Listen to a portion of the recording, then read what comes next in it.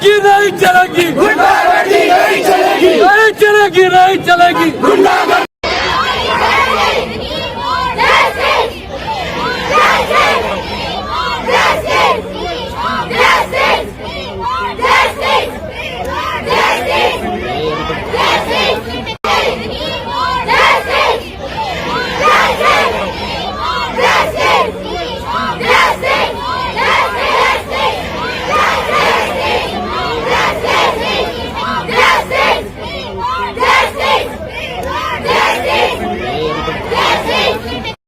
चाहूंगी कि आप लोग ज़ाफ़रान कलर डालो या ब्लैक कलर डालो, मेरे को कोई एतराज़, हम सबको कोई एतराज़ नहीं है।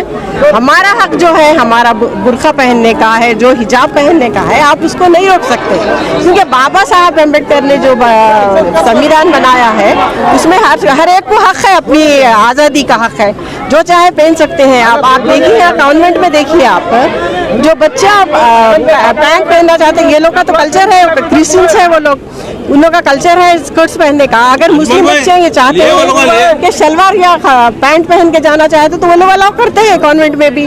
तो ये तो हिजाब रोकने का कोई वो नहीं है यार। अगर इसी तरह स्टूडेंट्स को रोका गया क्योंकि कुछ कॉलेजेस में एग्जाम्स भी है, तो 8 तारीख को कोर्ट में इसका जजमेंट है। उसके बाद इंशाल्लाह ताला हम कोई उम्मीद है पूरी कि हमारे हक में आएगा वो। अगर नहीं है बोले तो हम जो यहाँ पे जमा हुए हैं पूरे रोडों पे निकलेंगे, हम लोग रोडों पे निकल के हम लोग स्ट्राइक करेंगे, और जहाँ तक हम जो है इंशाल्लाह ताला ये जब हम जीतेंगे। घर के कॉन्स्टिट्यूशन एक ऐसा कॉन्स्टिट्यूशन है जहाँ पर 70 साल से पहले ही एक राइट्स, रूल्स, प्रिंसिपल्स, रेगुलेशंस लिखे गए हुए हैं। हिजाब 70 साल पहले से ही हिजाब पहनकर कॉलेज में आना है, अलाउड है। ये सैफरॉन एक साजिश है आरएसएस की, बीजेपी की, क्योंकि मुसलमान को इस्लामिक फोबिया बताया जा रहा है, मुसलमान लड़कियों को टारगेट किया जा रहा है, ताकि वो फ्यूचर में जितना तेजी से वो बढ़ रहे हैं उन्हें फ्यूचर में कमजोर क्यों करने के लिए उन्हें ये साजिश की जा रही है। कॉन्स्टिट्यूशन तो कभी ऐसा कह ही नहीं सकता कि इनको राइट्स है, इनको राइट्स नहीं है। अगर कॉन्स्टिट्यूशन में लिखना था तो अंबेडकर पहले ही लिख देना कि हिजाब पहनकर आना है, सैफरॉन कलर का पट्टा पहनकर आना है। ये क्यों नहीं था? उन लोगों को क्या अभी याद आया कि सैफरॉन कलर का पट्टा 4 दिन पहले निकला है? आरएसएस के 4 दिन पहले पैदाइश की है, आरएसएस तो पहले से है ना, तो जब से पहनना था ना। तो ये सरासर एक बीजेपी आरएसएस की साजिश है, और इस साजिश को हम पूरी करने नहीं देंगे। आज सिर्फ 2 कॉलेजेस, जो कॉलेजेस अगर ये सोच भी रहे हैं तो मैं इनको वार्निंग देती हूँ कि ये सोच भी आप मत लाइए, क्योंकि जिस तरह से सिर्फ 2 कॉलेजेस में हुआ है तो हमारी तादाद आप देख सकते हैं। अगर पूरे कॉलेजेस में हुआ तो कॉलेज बंद आंदोलन स्टार्ट करेंगे हम। जिस तरह 2024 में इलेक्शन आने वाले, ये पूरा एक एजेंडा तैयार कर रहे हैं कि हम अंबेडकर को हटाकर सावरकर को लेकर आए, लेकिन ये इनकी आइडियोलॉजी बहुत ही बेतुका है और बहुत जल्द इनके ऊपर ही इनका वार पड़ने वाला है। हम बाबा साहेब अंबेडकर को आज़ादी मिलने से हम उनकी ही फोटो लगाए हैं, और इंशाल्लाह हम आगे भी उनको ही फॉलो करते रहेंगे, क्योंकि कॉन्स्टिट्यूशन एक वाहिद कॉन्स्टिट्यूशन है जो हमारे राइट की बात करता है। अस्सलाम वालेकुम।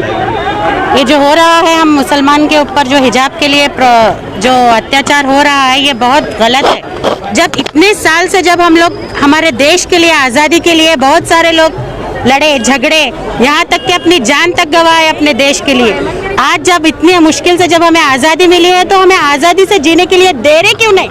क्या मुश्किल है?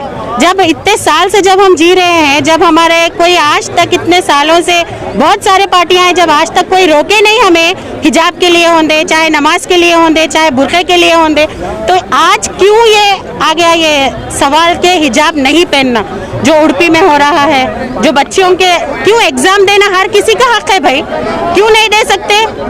ये this is all communalism, regionalism के लिए। जब हमारे बहुत बाबा साहेब अम्बेडकर है, सरदार वल्लभ भाई पटेल है, अबू कलाम आज़ाद है, ऐसे बहुत सारे मुस्लिम रूलर्स भी है जो फाइट करे इंडिपेंडेंस के लिए। रहमतुल्लाहि व बरकातुहू। इस्लाम हमारा ये है, हिजाब हमारे इस्लाम में बहुत ज़रूरी है, और हम इस्लाम के बगैर नहीं रह, और इस्लाम हमारे लिए बहुत ज़रूरी है। हम हिजाब के बगैर नहीं रह सकते, और औरतों के लिए हिजाब बहुत ज़रूरी है इस्लाम में। ಇವತ್ತು ಉಡುಪಿನಲ್ಲಿ 23 ವಿದ್ಯಾರ್ಥಿಗಳಿಗೆ ಅವರು ಹೈಜಾಬ್ ಹಾಕೊಂಡು ಅವರು ಕಾಲೇಜಿನಲ್ಲಿ ಪ್ರವೇಶ ಮಾಡುವಾಗ ಅಲ್ಲಿಯ ಎಲ್ಲ ಶಿಕ್ಷಕರು ಹೊರಗೆ ಕುಂದ್ರಿಸಿ ಒಂದು ಪೂರ ಇಡೀ ಒಂದು ದಿನ ಅವರಿಗೆ ಹೊರಗೆ ಕುಂದ್ರಿಸಿದ್ರು, ಆದರೆ ಯಾರು ಅವರಿಗೆ ಸಹಾಯ ಮಾಡೋಕ್ಕೆ ಬರಲಿಲ್ಲ.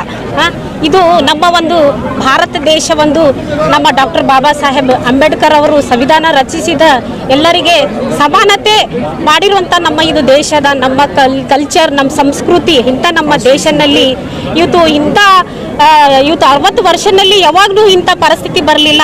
ಆದರೆ ಈಗ ಯಾಕೆ ನಾನು ಒಂದು ಹಿಂದೂ ಮಹಿಳೆ, ಈಗ ನಾಳೆ ನಾನು ಮಹಾನಗರ ಪಾಲಿಕೆ ಸದಸ್ಯ, ನನ್ನ ಬಂಜಾರ ಕಾಸ್ಟ್ಯೂಮ್ ಹಾಕೊಂಡು ನಾನು ನನ್ನ GB ಮೀಟಿಂಗ್ನಲ್ಲಿ ನಾನು ಉಡುಗೊರೆ ಹಾಕೊಂಡು ಹೋಗಿದ್ರೆ ನನಗೆ ತಡಿತೀರಾ ಅಲ್ಲಿ ನೀವು? ಇಂಥವೇ ಎಲ್ಲ ನಾವು ಸಣ್ಣ ಚಿಕ್ಕ ಪುಟ್ಟಕ್ಕೆ ನಾವು ಎಲ್ಲ ಎಲ್ಲ ನಿಂದಿಸ್ಬೇಕು. ನಾನು ಒಂದು ಹಿಂದೂ ಮಹಿಳೆ, ನನ್ನ ಸಿಂಧೂರ್ ಹಾಕೊಂಡು ನನ್ನ ಕಾಲಿನಲ್ಲಿ ನನ್ನ ಕಾಲು ಉಂಗುರೆ ಹಾಕೊಂಡು ನಾನು ಅಲ್ಲಿ ಮೀಟಿಂಗ್ನಲ್ಲಿ ಹೋಗ್ತೇನೆ. ಆದರೆ ನೀವೆಲ್ಲ ತಾವು ನನಗೆ ಅಲ್ಲಿ ತಡೆ ಮಾಡ್ತೀರಾ?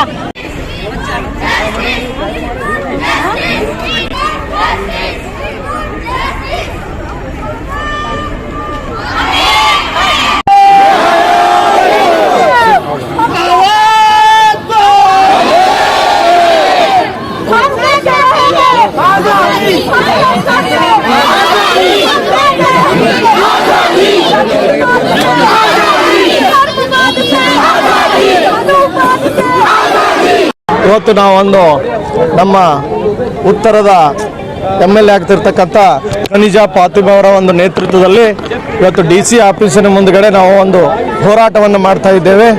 ಇವತ್ತು BJP ಸರ್ಕಾರ, ಕೇಂದ್ರದಲ್ಲಿರ್ತಕ್ಕಂಥ ಸರ್ಕಾರ ಎಲ್ಲ ಧರ್ಮೀಯರ, ಎಲ್ಲ ಜನರ ಒಂದು ಹಕ್ಕು, ಎಲ್ಲ ನಾಗರಿಕರ ಹಕ್ಕು ಬಾಧ್ಯತೆಗಳನ್ನು ಕಾಪಾಡತಕ್ಕಂಥ ಜವಾಬ್ದಾರಿ ಆ ಸರ್ಕಾರಕ್ಕಿದೆ. ಇವತ್ತು ಏನು ಮಾಡ್ತಾ ಇದೆ ಅಂದರೆ ಅವರ ಒಂದು ಸಂಪ್ರದಾಯವನ್ನು ಕೆಣಕ್ತಕ್ಕಂಥ ಆ ಧಾರ್ಮಿಕ ಒಂದು ಹಕ್ಕನ್ನು, ಅವರ ಒಂದು ಧಾರ್ಮಿಕ ಸ್ವಾತಂತ್ರ್ಯಕ್ಕೆ ಒಂದು ಚ್ಯುತಿ ಬರ್ತಕ್ಕಂಥ ಕೆಲಸವನ್ನು ಇವತ್ತು ಕೇಂದ್ರ ಸರ್ಕಾರ ಮತ್ತು ರಾಜ್ಯ ಸರ್ಕಾರಗಳು ಮಾಡ್ತಾ ಇದೆ. ಸಂವಿಧಾನ 14 ಮತ್ತು 25ರ ಪ್ರಕಾರ ಪ್ರತಿಯೊಬ್ಬ ವ್ಯಕ್ತಿ ಕೂಡ ತನ್ನ ಇಷ್ಟ ಬಂದ ಧರ್ಮವನ್ನು ಆಚರಣೆ ಮಾಡುವುದು, ತನ್ನ ಇಷ್ಟ ಬಂದಂಥ ಉಡುಪುಗಳನ್ನು ಉಡುವತಕ್ಕಂಥ ಹಕ್ಕು, ತನ್ನ ಹಕ್ಕಿಗೆ ಚ್ಯುತಿ ಬಂದಾಗ ಹೋರಾಟವನ್ನು ಮಾಡ್ತಕ್ಕಂಥ ಒಂದು ताकतನ್ನು ಕೂಡ ಇವತ್ತು ನಮ್ಮ ಸಂವಿಧಾನ ಕೊಟ್ಟಿದೆ.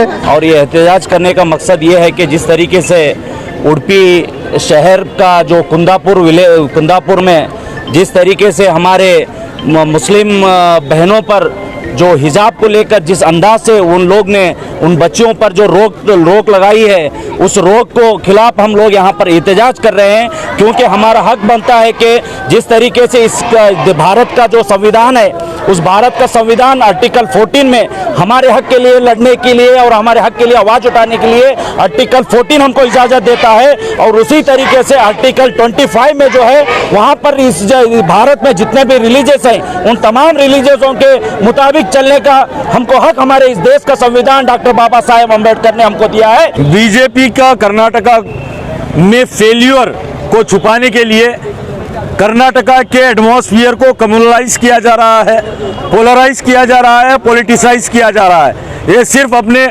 कमजोरियों को, फेल्यूर को छुपाने के लिए।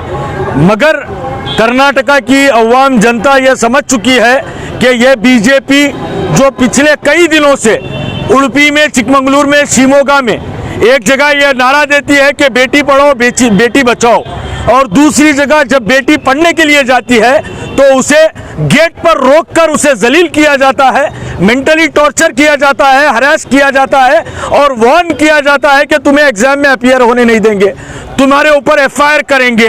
ये बेटी पढ़ाने का स्लोगन है। मगर उनसे कहना चाहता हूँ कि वो बेटी पढ़ेंगी भी, बढ़ेंगी भी और तुम्हें पढ़ाएंगी भी। आने वाले दिनों में हम यहाँ से गुलबर्गा से आज मोहतरमा कनीज़ फातिमा साहिबा MLA गुलबर्गा नॉर्थ ने गुलबर्गा से एक मैसेज दिया है कि सिर्फ उडुपी, चिकमंगलुरु, शिमोगा में वो लड़कियां जो लड़ रही हैं हिजाब के लिए, वो सिर्फ अकेले नहीं हैं, तनहा नहीं है। गुलबर्गा नॉर्थ की MLA उनके साथ है, कांग्रेस पार्टी के CLP लीडर सिद्धरामैया साहब उनके साथ है। इस मसले को आज एक प्रोटेस्ट से ख़त्म नहीं किया जाएगा, बल्कि इसे असेंबली में भी उठाया जाएगा और बीजेपी की ये घिनौनी हरकत को पब्लिक के सामने एक्सपोज किया जाएगा। और ये चाहते हैं कि एजुकेशन से दूर हो जाए बच्चियां, तो ये कभी नहीं होने वाला है, क्योंकि बीजेपी के पास कोई मुद्दा नहीं है। बीजेपी जो वादा करके इख्तिदार में आई थी, सबका साथ सबका विकास बोल के, आज कम से कम 7-8 साल का अरसा होने को आया, वो लोग जो है ना कोई विकास की बात करें, ना कोई डेवलपमेंट्स की बात करें, ना तमाम अक़वाम को साथ लेकर चलने की बात की है। क्योंकि जो भी गवर्नमेंट होती है वो तमाम अवाम के लिए होती है, मखसूस फ़िरक़े के लिए नहीं होती। क्योंकि डेमोक्रेसी है, डेमोक्रेसी में तमाम लोगों के हुकूक़ हैं, तमाम मज़हब के लोगों के हुकूक़ हैं, तमाम मज़ाहिब के लोगों को अपने अपने मज़हब पर चलने की आज़ादी है। इसमें कॉलेजेस में या पर्टिकुलर जगहों पर इस तरीके से अपने खुद साख्ता ऑर्डर्स को मुनसब करना, ऑर्डर को जो है ना इम्प्लीमेंट करना, ये टोटली तौर पे गैर जमहूरी तरीक़ा है। ये हमारा राइट्स है। मैं ये बताना चाहता हूँ आपको, जब से ये बीजेपी गवर्नमेंट इख्तिदार में आई है, ये नालायक सरकार कुछ ना कुछ प्रोपेगेंडा करते आ रही है। वो लोगों को मालूम नहीं है कि कौन से इसमें क्या करना चाहिए। ये लोगों को इल्म होना चाहिए। हम लोग ऐसा करने से आने वाले दिनों में, आने वाले साल में हम सत्ता में आने वाले नहीं हैं। मैं दिल की गहराइयों से वो हमारे बहनों को अश्योरेंस देना चाहता हूँ, आप अकेले नहीं हैं, आपके साथ पूरा कर्नाटक स्टेट आपके साथ है।